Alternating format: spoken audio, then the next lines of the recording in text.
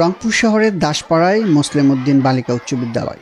বুধবার দুপুরে হঠাৎই উত্তপ্ত হয় এই বিদ্যালয়টি। প্রধান শিক্ষক সহ 2 শিক্ষকের পদত্যাগ ও শাস্তির দাবি জানান সনাতন ধর্মের ছাত্রীরা। অভিযোগ ওঠে, হিন্দু ছাত্রীদের হিজাব পরতে বাধ্য করার চেষ্টা করেছেন প্রধান শিক্ষক মোস্তাফিজুর রহমান ও ধর্ম বিষয়ের শিক্ষক মুস্তাফিজুর রহমান। এমন উত্তাল অবস্থায় সেদিন 2 দলে ভাগ হয়ে যায় শিক্ষার্থী অভিভাবকরা।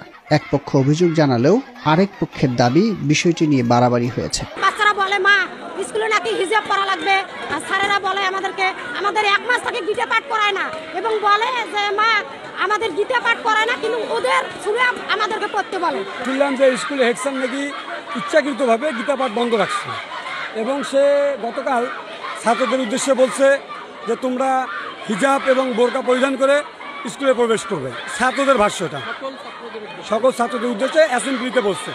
ছাত্ররা বললো সকালে স্কার্ফ তো আমি যখন স্কুলে পড়েছি তখনও তো আমরা পড়ছি, আমিও ক্লাসে বলি এবং স্যারও বলে, সবাই আমরা বলি যে তোমরা স্কার্ফটা পরে আসবে। স্কার্ফটা তো একটা ড্রেসের অংশ। স্যার বলছে যে হচ্ছে গীতাটা যেটা আগে হইতো সেটা হচ্ছে এখন আর হচ্ছে গীতা পাঠ হবে না। তারপর হিজাব মানে স্টুডেন্টকে, যারা হিন্দু স্টুডেন্ট আছে তাদেরকে হচ্ছে হিজাব পরে স্কুলে আসতে হবে, সবাইকে হিজাব পরে আসতে হবে। আর এর পরিপ্রেক্ষিতে এরা যখন প্রোটেস্ট করছে যে হচ্ছে আমরা হিজাব পরবো না, তখন মানে এক ধরনের বাধ্য করার মতনই আর কি, যে হচ্ছে না এখানে পড়তে গেলে হিজাব পরে আসতে হবে, হ্যান ত্যান এইরকম করে বলে আসছে।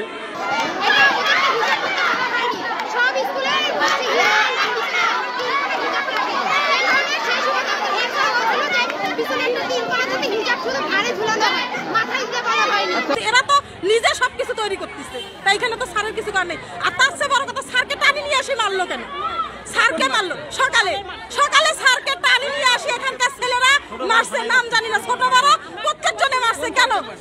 বড় স্যারকে মারছে, হেড স্যারকে মারছে, মোস্তাফিজুর স্যারকে মারছে, মৌলভী স্যারকে মারছে। কেন মারবে? আমরা এটার বিচার চাই, আর স্যারের পদত্যাগ চাই না। আওয়ামী লীগের কিছু ছেলেপেলে এখানে ছিল, 2-4টা এখানে ছাত্রলীগের ছেলেপেলেরা এই জিনিসটা উস্কানিমূলক, এটা বিষয়টা কিন্তু বড় কিছু না।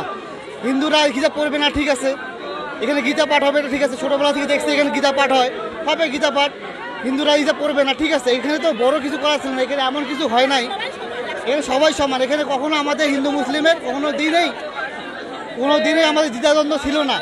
এখানে উস্কানিমূলকভাবে আজকে এই জিনিসটা সৃষ্টি করা হয়েছে।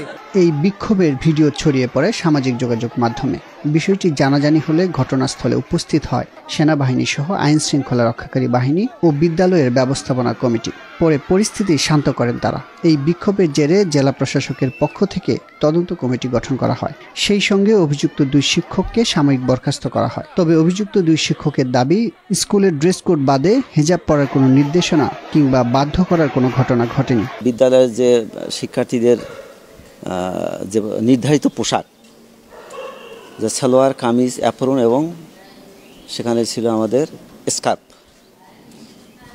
তো স্কার্ফ অনেক বাচ্চা কাচ্চা পরে আসে না, তো আমরা এর ব্যাপারে মাঝে মাঝে অ্যাসেম্বলিতে আমরা গুরুত্ব সহকারে তোমরা মেয়ে মানুষ, তোমরা স্কার্ফ পরে আসার চেষ্টা করি। যেখানে আমাদের স্কুল ড্রেস কোডে হিজাব নাই, বোরকা নাই, সেখানে আছে আমাদের স্কার্ফ, এবং স্কার্ফ সবগুলো শিক্ষা প্রতিষ্ঠানে, গার্লস স্কুলে এটা কিন্তু আছেই। আমরা সেই স্কার্ফের কথা বলি, কিন্তু এটাকে উদ্দেশ্যপ্রণোদিতভাবে সেটাকে হিজাব বা বোরকার রূপ দেওয়া হয়। 25 তারিখে রংপুর শহরে যত মানে হিন্দু ধর্মাবলম্বী তাদেরকে সবাইকে সেখানে সমবেত করে এক পর্যায়ে তারা, আমি ওখানকার প্রধান শিক্ষক, আমার রুমে হুড়মুড় করে তারা ঢুকে যায় এবং আমাকে হত্যা চেষ্টা চালায়, আমাকে লাঞ্ছিত করে, আমার শার্টটা সব ছিঁড়ে ফেলে। আমি মুসলমান ধর্মীয় টিচার, আমি 6 থেকে 10 পর্যন্ত, 6, 7, 8, 9, 10 শুধু ইসলাম ধর্মের ক্লাস নেই। আমার ক্লাসের মধ্যে ইসলাম ধর্মের বাচ্চারা থাকে।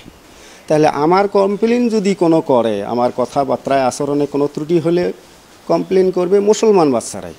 হিন্দু বাচ্চারা কীভাবে পড়লে? আমি তো তাদেরকে পড়াই না, হিন্দু ধর্মীয় টিচার আলাদা আছে। তো সেই হিন্দু ধর্মীয় বাচ্চারা আমার বিরুদ্ধে কমপ্লেন, তাহলে এটা কতটুকু সত্য? এটা তো সবাই আমাকে একই প্রশ্ন জিজ্ঞাসা করতেছে, স্যার আপনার বিরুদ্ধে কমপ্লেন কেমন? আমি তো নিজেও জানি না যে আমার বিরুদ্ধে কি কমপ্লেন। দুই শিক্ষকই দাবি করেছেন উদ্দেশ্য প্রণোদিতভাবে তাদের উপর এমন অভিযোগ আনা হয়েছে, কারণ তারা দুজনই জামাতে ইসলামের রাজনীতির সাথে জড়িত। আমাদের স্কুলে যখন অতর্কিত হামলা চালায়, তখন তারা জয় বাংলা স্লোগান দিয়ে ভিতরে ঢোকে। আমাদের মাথায় টুপি আছে, দাঁড়িয়ে আছে, এরা মনে করে যে আমরা জামাত করি। হ্যাঁ, এই তাদের ধারণায় আমি মনে করি যে এটা একটা রাজনৈতিক ইস্যু হতে পারে। হ্যাঁ, যদিও এরা ধর্মীয় একটা ইস্যুতে নিয়ে যেতে চাচ্ছে, কিন্তু পরিস্থিতি স্পষ্ট বলতেছে এটা একটা রাজনৈতিক ষড়যন্ত্র। যেহেতু ওই স্কুলে আমরা দুইজন, হেডমাস্টার আর আমরা জামাতে ইসলাম করি।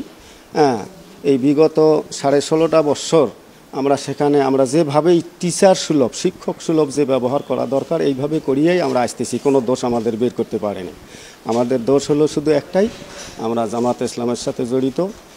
এটাই ক্ষোভ, যার কারণে এই আওয়ামী লীগ তারা এই হিন্দুদের সাথে এই ষড়যন্ত্র করিয়ে হিন্দুদেরকে নিয়ে হিন্দু লীগ, আওয়ামী লীগ সবাই মিল হয়ে আসিয়া আমাদের বিরুদ্ধে এই ষড়যন্ত্রটুকু করছে বলে আমি মনে করি।